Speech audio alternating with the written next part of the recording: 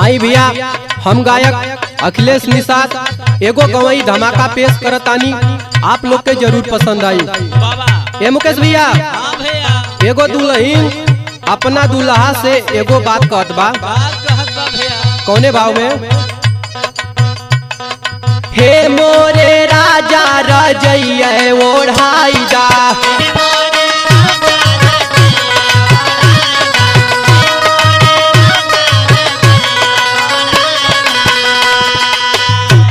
रजैया ओढ़ाई दा, रजैया ओढ़ाई दा, हे मोरे राजा रजैया ओढ़ाई दा।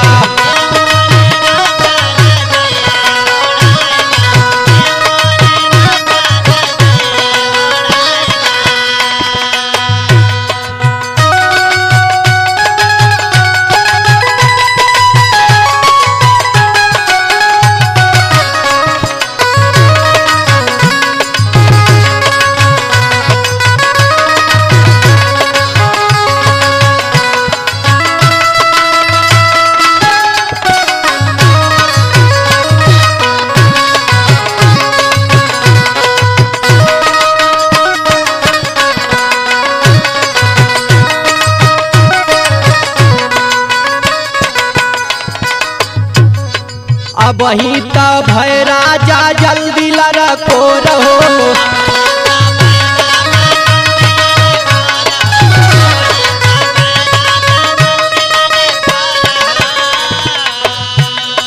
पुसवा के जाड़ राजा लागे बड़ी जोर हो,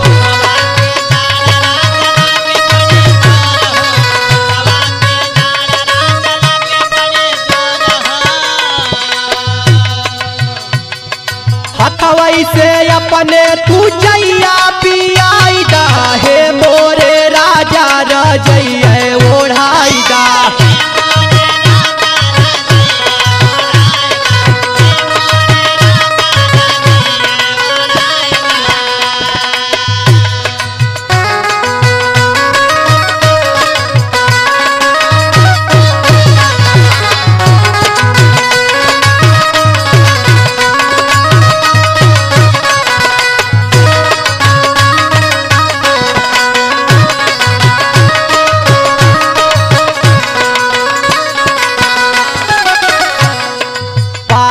में काम नहीं करब दुनो दुनिया,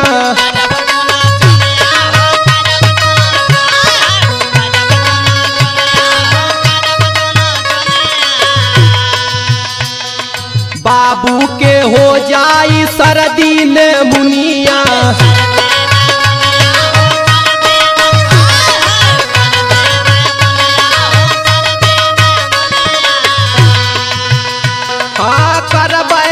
काम कमन दाई लगावाई दा, हे मोरे राजा रजैया ओढ़ाई दा।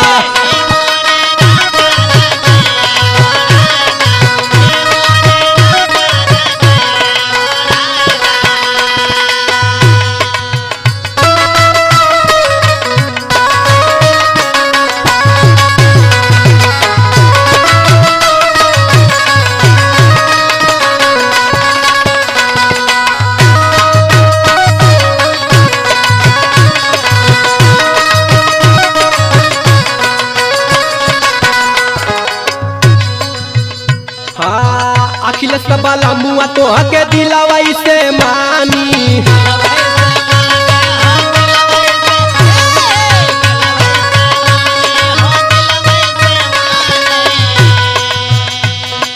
बतिया के मान राजा सच कहतानी,